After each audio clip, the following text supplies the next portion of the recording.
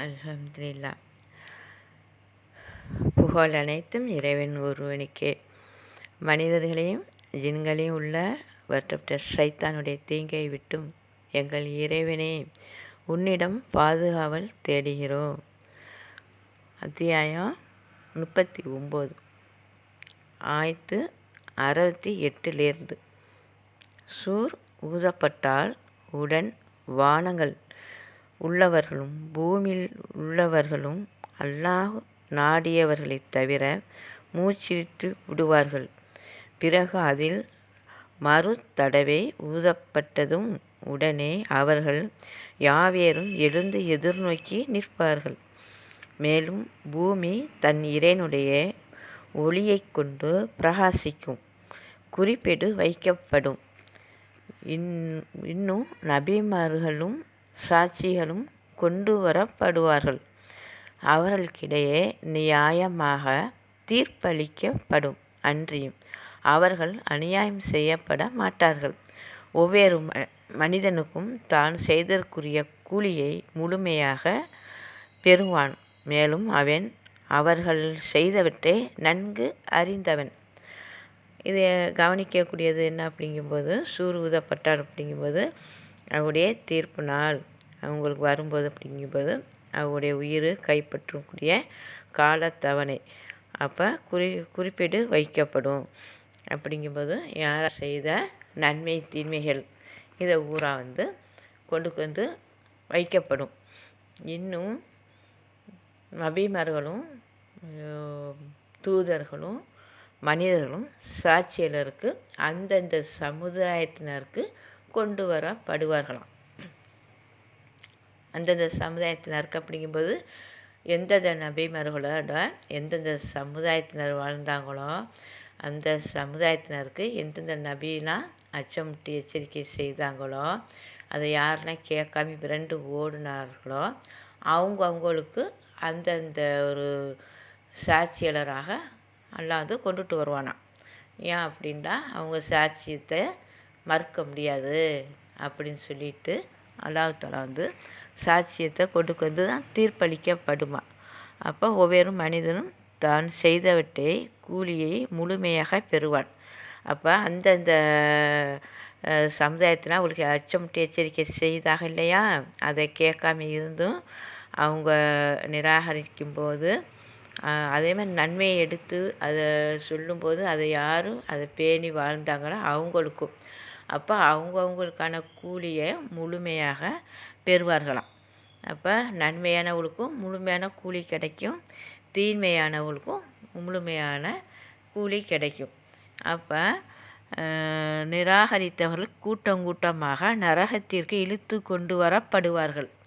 அப்போ யாருக்கெல்லாம் நன்மைகள் எடுத்து உரைச்சு அவங்க யாரெல்லாம் இதை விட்டு விரண்டு ஓடுனாங்களோ அவங்களுக்கெல்லாம் நீங்கள் என்னென்ன செஞ்சுக்கிட்டு இந்த உலகத்தை இருந்தையே பாருங்கன்ட்டு அவங்களுக்கு அவங்க செய்த அந்த தீமையெல்லாம் எடுத்து சொல்லியும் அவங்கள என்ன செய்வாங்களாம், மலக்கள் நரகத்துக்கு இழுத்து செல்கிறாங்களாம். கூட்டம் கூட்டமாக நரகத்துக்கு இழுத்து கொண்டு வரப்படுவார்கள். அவர்கள் அங்கே வந்தவுடன் அதன் காவலாளர்கள் மலக்கள் இருக்காங்கள்ல, நரகத்துக்குன்னு காவலர்கள் எல்லாம் எப்படி சொர்க்கத்துக்கு நியமிச்சிருக்கானோ அதே மாதிரி நரகத்துக்கு எல்லாம் நியமித்து வச்சுருக்கான். அப்போ அந்த காவலர்கள் என்ன செய்வாங்களாம், அதன் காவலர்கள் அவர்களை நோக்கி உங்களிலிருந்து தூதர்கள் உங்கள் இறைவனுடைய அத்தாட்சிகளை உங்களுக்கு எடுத்து காட்டுகின்றவர்களாகவும் இந்த நாளை நீங்கள் சந்திக்க வேண்டும் என்பதை பற்றியும் உங்களை அச்சமுட்டி எச்சரிக்கை செய்தவர்களாகவும் உங்களிடம் வரவில்லையா அப்படி கேட்குறாங்க. மலக்கள் கூட்டம் கூட்டமாக நரகத்துக்கு அவளை இழுத்து செல்லும்போது அப்போ கேட்டுக்கிட்டே போகிறாங்களாம், இந்த நாள் வரும், இந்த நரக வேதனையெல்லாம் இருக்குது, அதனால நீங்கள் அல்லாஹ் பதில் வாழுங்க அப்படின்னு உங்களுக்கு நன்மையை எடுத்து உரைக்கக்கூடிய தூதர்கள் உங்களுக்கு அச்சமுட்டி எச்சரிக்கை செய்யவில்லையா அப்படின்னு கேட்குறாங்க. கேட்டுட்டு அச்சமுட்டி எச்சரிக்கை செய்யவில்லையா என்று கேட்குறாங்க. உங்களிடம் வரவில்லை என்றும் கேட்பார்கள், ஆம் என்றும் கூறுவார்கள். ஆமாம் உண்மைதான் வந்தாங்க, எல்லா நன்மையும் எடுத்து உரைச்சாங்க அப்படின்னு அவங்க சொல்கிறாங்க. அந்த நிராகரிப்பர் வந்து கூட்டம் கூட்டமாக நரகத்தை இழுத்து மலக்கள் கொண்டுட்டு போகும்போது அப்போ அவங்க சொல்கிறாங்களாம், ஆமாம் வந்தாக தான் சொன்னாங்க தான் அப்படின்ட்டு அவங்க சுயத்துக்கிறாங்க. எனினும் நிராகரித்தவர்களுக்கு வேதனையை பற்றி வாக்கு உண்மையாகி விட்டது.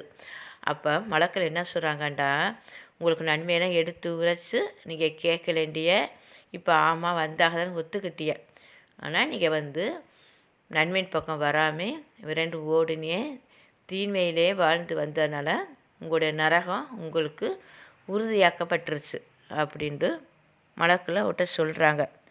நரகத்தின் வாய்க்குள் புகழ்ந்து விடுங்கள், என்றென்றும் அதில் தங்கி விடுங்கள். அப்போ மலக்கள் திரும்ப என்ன சொல்கிறாங்கண்டா, நீங்கள் இதை நரகத்தில் புகழ்ந்து அங்கே என்றென்றும் தங்கி விடுங்கள் என்றும் கூறப்படும்.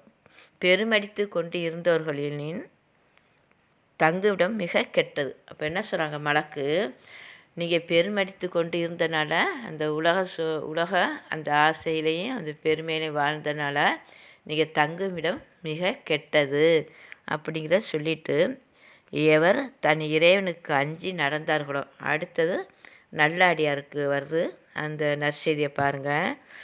எவர் தம் இறைவனுக்கு அஞ்சி நடந்து கொண்டார்களோ அவர்கள் கூட்டம் கூட்டமாக சொர்க்கத்தின்பால் கொண்டு வரப்படுவார்கள். அங்கு அவர்கள் வந்ததும் அதன் வாசல்கள் திறக்கப்படும். அதன் காவலர்கள் அவர்களை நோக்கி, உங்கள் மீது சாந்தி உண்டாகட்டும், நீங்கள் மனம் மிக்கவர்கள், எனவே அதில் பிரவாசிங்கள் என்றும் அதில் தங்கி விடுங்கள். அப்போ மலக்கள் என்ன சொல்கிறாங்கண்டா, நல்ல அடியாரையும் அதேமாதிரி மலக்கள் கூட்டம் கூட்டமாக சொர்க்கத்துக்கு கூட்டிகிட்டு போகிறாங்களாம். கூட்டிகிட்டு போயிட்டு அவங்கள நீங்கள் இதில் நிரந்தரமாக இருங்க, இங்கே தங்கி இருங்க அப்படின்னு மலக்கள் வந்து அவங்களுக்கும் நல்ல அடியாருக்கும் சொல்லி அவங்களையும் அந்த சொர்க்கத்துக்கு அனுப்புகிறாங்களாம். அதற்கு எல்லா புகழும் அல்லாஹ்வுக்கே. அவன் தன் வாக்குறுதியை எங்களுக்கு உண்மையாக்கி வைத்து சொர்க்கத்தின் நாம் விரும்பும் இடமெல்லாம் சென்றிருக்கும் பூமியை எங்களுக்கு உரிமையாக்கி வைத்தான் என்று கூறுவார்கள். எனவே நன்மை செய்தோரின் கூலி நன்மையாகவே இருக்கின்றது. அப்போ என்ன சொல்கிறாங்க அப்படிங்கும்போது, இறைவன் சொன்னால் நீங்கள் வந்து இந்த உலகத்தை வாழும்போது அல்லாஹ்வுடைய எச்சரிக்கையை பயந்து நீங்கள் வாழ்ந்து வாங்க, உங்களுக்கு சொர்க்கத்தை தாரேன் அப்படின்ட்டு அந்த இறைவன் சொல்லும்போது அவங்க அதை ஏற்று வேதத்தில் கொடுத்துருக்க ஒவ்வொரு நன்மைகளையும் சிந்தித்து உணர்ந்து அதில் செயல்பட்டு அவங்க வாழ்ந்து வந்த காரணத்தினால அவங்களுக்கு அந்த ஒரு பாக்கியத்தை வாழ்ந்து வந்ததுக்கான கூலி சொர்க்கமாக இருக்குது. அப்போ அவங்க என்ன சொல்கிறாங்க அப்படின்டா, அந்த சொர்க்கவாசிகள் அல்லாஹ்வுடைய வாக்குறுதி உண்மையாயிருச்சு, ஏன்னா இன்மையில் வாழ்ந்துட்டு இருக்கும்போது அவங்க உங்களுக்கு நான் சொர்க்கத்தை தாரேன் வாழுங்க, இந்த ஒரு எச்சரிக்கையை பயந்து அஞ்சு அல்லாஹ்வுடைய வாக்குகளுக்கு கட்டுப்பட்டு நீங்கள் வாழ்ந்தால் அல்லாஹ் உங்களுக்கு சொர்க்கத்தை தருவேன்னு சொன்ன வாக்குறுதி மாறு செய்ய மாட்டான்னு அப்போ நம்ம படிக்கிறோம் இல்லையா. அப்போ அதே அந்த வாக்குறுதியை இன்றைக்கி இப்போ எங்களுக்கு நிறைவேற்றிட்டான் அப்படின்னு சொர்க்கவாசியை சொல்கிறாங்க. அப்போ இதை வந்து நல்லா கவனிக்க வேண்டியதாக இருக்குது. பூமி எங்களுக்கு உரிமையாக்கி வைத்தான் என்றும் கூறுவார்கள். அப்போ என்ன சொன்னாங்க, இந்த பூமியை எங்களுக்கு இந்த சொர்க்க பூமியை எங்களுக்கு உரிமையாக்கி வைத்தான் அப்படிங்கிறத அவங்க வந்து சொல்கிறாங்க. அப்போ அல்லாஹ்வுடைய வாக்குறுதி எவ்வளோ மேலானது. அப்போ அந்த வாக்குறுதி வந்து இந்த அவங்க வந்து பெற்றதை வந்து அழகான தெளிவாகவும் சொல்கிறாங்க. என்ன சொல்கிறாங்கன்னா, அல்லாஹ் வாக்குறுதி சொன்னான், ஆனால் அது உண்மை தானே, இந்த இப்போ உண்மையை பெற்றுக்கொண்டோம்ல அப்படிங்கிறத இப்போ யாரெல்லாம் வந்து நிராகரித்து வாழ்ந்துட்டுருக்காங்களோ இவங்களாம் உறுதிப்படணும். இப்போ இந்த ஆயத்துகளை பார்த்து உறுதிப்படணும். அதனால சொர்க்கவாசி சொல்கிறாங்க, அவங்களுடைய வாக்கு அல்லாஹ்வுடைய வாக்குறுதி உண்மையாகி விட்டது அப்படிங்கிறத நாங்கள் ஏற்றுக்கொண்டோம் அப்படிங்கிறத சொல்கிறாங்க. அல்ஹம்துலில்லாஹ். ஒவ்வொருத்தருக்கும் அல்லாஹ் உள்ளட்சத்தை கொடுத்து இறைவனுக்கு இறைஞ்சி குரானை கையில் எடுக்கும்போது இறைஞ்சி, எங்கள் இறைவனே, எங்களுடைய நாங்கள் செய்த அனைத்து பாவங்களுக்கும் நீயே எங்களுக்கு பாவ மன்னிப்பு அளித்து உன்னுடைய நேரான பாதை எங்களை வாழ வைக்கும், வழி நடத்தும் பொறுப்பேற்றுக் கொள்பவனே, இன்னும் உள்ளச்சத்தையும் பயத்தையும் கொண்டே இருக்குது புரிபவனே அப்படின்னு அல்லாட்ட அந்த தக்குவாட இருந்து குரானை ஒவ்வொருத்தர் எடுக்கணும். அல்ஹம்துலில்லாஹ். அப்பா நம்மளுக்கெல்லாம் நேர் வழி காட்டுவான். அந்த நேரான வழி பின்பற்றி வாழும்போது அல்லாஹ் கொடுத்த சொர்க்க வாக்குறுதியை அடையக்கூடிய பாக்கியத்தை அருள் புரிவான். அல்ஹம்துலில்லாஹ். ஒவ்வொருத்தரும் குரானை எடுக்கும்போது நேர் வழி பெற்று வாழணுங்கிற எண்ணத்தோடையும் அந்த பயத்தோடையும் எடுங்க. அல்ஹம்துலில்லாஹ்.